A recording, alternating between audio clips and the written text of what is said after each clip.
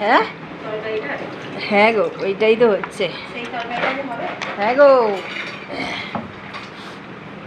ওইটাই তো হচ্ছে গো।